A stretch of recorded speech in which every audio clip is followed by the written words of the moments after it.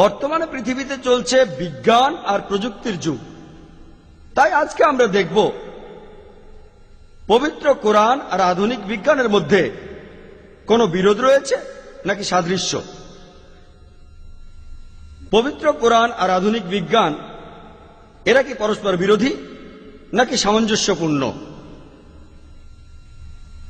একজন বিখ্যাত পদার্থবিজ্ঞানী Albert Einstein, যিনি নোবেল পুরস্কার পেয়েছিলেন, তিনি বলেছেন, ধর্ম ছাড়া যে বিজ্ঞান সেটা হলো পঙ্গু, আর বিজ্ঞান ছাড়া যে ধর্ম সেটা হলো অন্ধ। আমি কথাটা আবারও বলছি।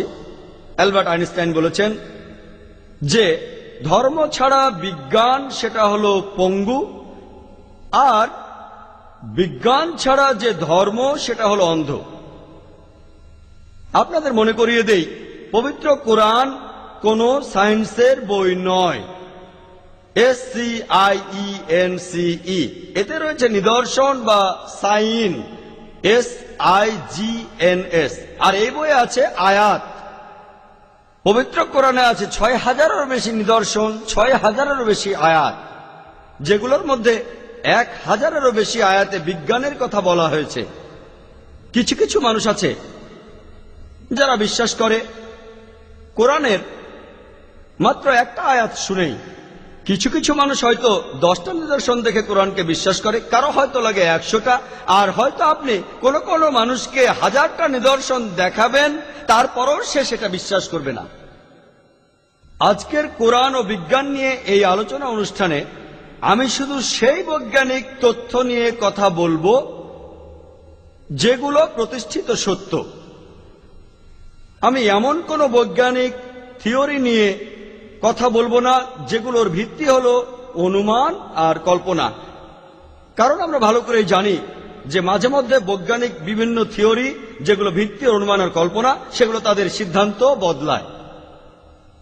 জ্যোতির্বিদ্যা সম্পর্কে আপনাদের বলি, যদি কোনো বিজ্ঞানীকে আপনি জিজ্ঞেস করেন যে কিভাবে আমাদের বিশ্বজগৎটা তৈরি হয়েছে, কিভাবে বিশ্বজগৎ সৃষ্টি হয়েছে, তিনি তখন বলবেন বিগ ব্যাংয়ের থিওরির কথা। প্রথমে এই বিশ্বজগতের সব উপাদান ছিল একটা বিন্দুতে, তারপর সেখানে একটা বিস্ফোরণ হলো, এ থেকেই তৈরি হলো ছায়াপথ, যেটা আবারও খণ্ড বিখণ্ড হয়ে তৈরি হলো বিভিন্ন সৌরজগৎ। সেখানে তৈরি হলো বিভিন্ন গ্রহ, সূর্য, আর আমরা যে গ্রহে বাস করি সেই পৃথিবী। আমি আমার বক্তৃতার শুরুতেই পবিত্র কোরআনের একটি আয়াতের উদ্ধৃতি দিয়েছিলাম। সূরা আল আম্বিয়া 30 নম্বর আয়াতে একথা উল্লেখ আছে যে আওয়ালাম ইয়ারাল্লাযীনা কাফারু, অবিশ্বাসীরা কি ভাবিয়া দেখে না, আন্নাস সামাওয়াতি ওয়াল আরদা কানাতা রাতকান ফাফাতাকনাহুমা, আকাশমণ্ডলীয় পৃথিবী মিশিয়া ছিল ওতপ্রোতভাবে, অতঃপর আমি উভয়কে পৃথক করিয়া দিলাম। পবিত্র কোরআনের এই আয়াতে বিগ ব্যাংয়ের থিওরির কথা বলা হয়েছে খুব সংক্ষেপে। চিন্তা করেন, আমরা যে কথাটা জানলাম আজকে, পবিত্র কোরআনে এ কথাটা বলা হয়েছে 1400 বছর আগে। এছাড়াও পবিত্র কোরআনে আছে সূরা ফুসিলাতের 11 নম্বর আয়াতে উল্লেখ করা আছে যে অতঃপর তিনি আকাশের দিকে মনোনিবেশ করেন, যাহা ছিল ধূম্রপুঞ্জ বিশেষ, অনন্তর দিকে উহাকে এবং পৃথিবীকে বলিলেন, তোমরা উভয়ে আসো, ইচ্ছায় অথবা অনিচ্ছায়, এবং উহারা উভয়ে বলিল, আমরা আসিলাম একান্ত অনুগত হইয়া। যে আরবি শব্দটা এখানে বলা হয়েছে সেটা দুখান, যার অর্থ ধোঁয়া। কোন বিজ্ঞানীকে প্রশ্ন করলে তিনি বলবেন যে এই বিশ্বজগৎ এটা তৈরির আগে মহাবিশ্বের বিভিন্ন উপাদান সেগুলো ছিল বায়বীয় অবস্থায়। আর এই আরবি শব্দ দুখান, যার অর্থ ধোঁয়া, এটাকে আরো সঠিকভাবে বললে বলা হবে বায়বীয়। বর্তমানের খুব বিখ্যাত বিজ্ঞানী স্টিফেন হকিংসের মতে তিনি বলেছেন, মহাশূন্যে যে বিভিন্ন পদার্থের উপাদান আবিষ্কার করা গেছে সেটাই হলো গত শতাব্দীর সবচেয়ে বড় আবিষ্কার। আর এগুলোর উপর ভিত্তি করে আমরা নিশ্চিতভাবে জানতে পেরেছি বিগ ব্যাংয়ের থিওরির সত্যতা আর এই বিশ্বজগৎ সৃষ্টি হওয়ার রহস্য।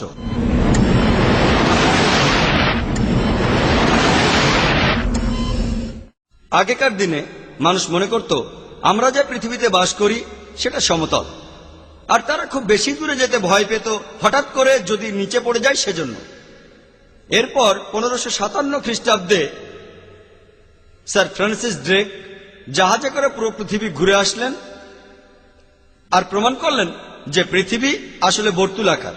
পবিত্র কোরআনে সূরা লোকমানের 29 নম্বর আয়াতে উল্লেখ করা আছে, ألم ترى أن الله يولج الليل في النهار ويولج النهار في الليل।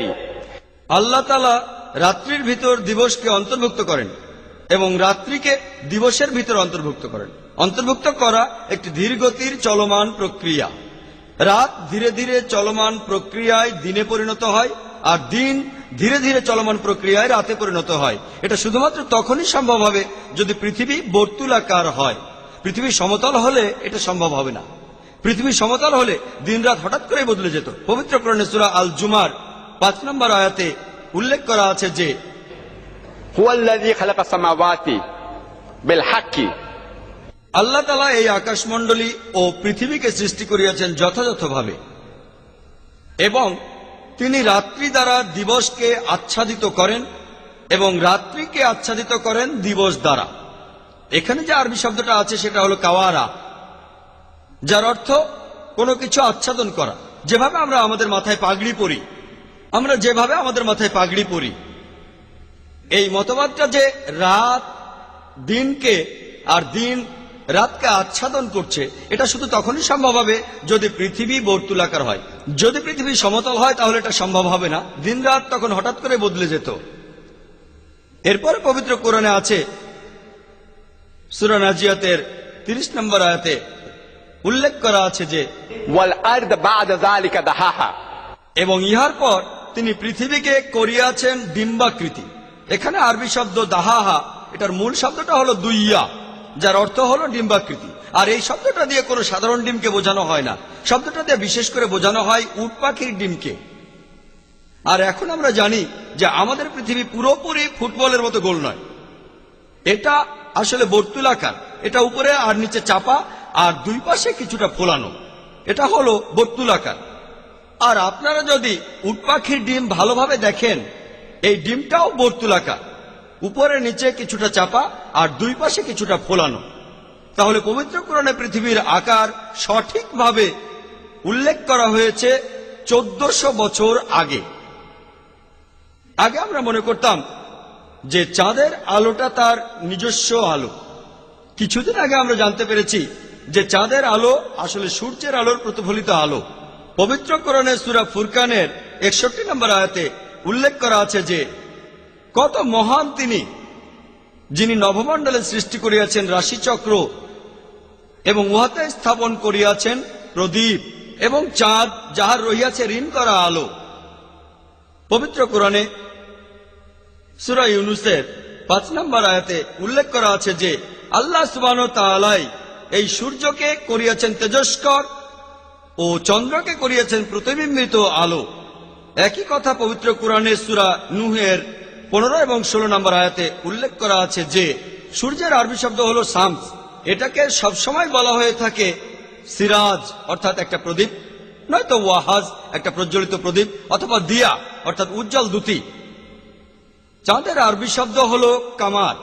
এটাকে সবসময় বলা হয় মুনির, অর্থাৎ ধার করা আলো, অথবা নূর, যেটা হলো প্রতিফলিত আলো। চাঁদ বোঝাতে গিয়ে কখনোই বলা হয়নি যে সিরাজ, ওয়াহাজ অথবা দিয়া, বলা হয়েছে মুনির বা নূর, অর্থাৎ ধার করা আলো অথবা কোনো প্রতিফলিত আলো। পবিত্র কোরআনের সূরা তারিকের 3 নম্বর আয়াতে উল্লেখ করা আছে যে النجم الثاقب। এখানে নক্ষত্র এর আরবি হলো নাজাম, এটাকে বলা হয়েছে সাকিব, এর আলোকে বলা হয়েছে সাকিব। এটা অন্ধকারকে ছিদ্র করে আর নিজের শক্তি গ্রহণ করে। আগেকার দিনে ইউরোপিয়ানরা মনে করত যে পৃথিবী এই বিশ্বজগতের কেন্দ্রে একেবারে স্থির হয়ে বসে আছে আর সূর্য সহ অন্য সব গ্রহ নক্ষত্র পৃথিবীর চারপাশে প্রদক্ষিণ করছে। এই মতবাদকে বলা হতো থিওরি অব জিওসেন্ট্রিজম। এই মতবাদে বিশ্বাস করতেন টলেমি খ্রিস্টপূর্ব 2য় শতকে, এবং তার পরবর্তীতে এই মতবাদ টিকে ছিল 16 শতাব্দী পর্যন্ত, যতদিন না কোপারনিকাস বললেন যে পৃথিবী সহ অন্যান্য গ্রহ সূর্যের চারপাশে প্রদক্ষিণ করছে। আর পরবর্তীতে 1609 খ্রিস্টাব্দে ইয়োহান্নেস কেপলার তিনি তার বই অ্যাস্ট্রোনমিয়া নোভিয়াতে লিখেছেন যে এই সৌরজগতে পৃথিবী আর অন্যান্য গ্রহ শুধু সূর্যের চারপাশে প্রদক্ষিণ করে না, তারা নিজ অক্ষের চারপাশেও প্রদক্ষিণ করে। আমি যখন স্কুলে ছিলাম তখন পড়েছিলাম যে পৃথিবী আর অন্যান্য গ্রহ নিজ অক্ষের চারপাশে প্রদক্ষিণ করে। তখন আমি পড়েছিলাম যে সূর্য স্থির থাকে, সূর্য তার নিজ অক্ষের চারপাশে প্রদক্ষিণ করে না।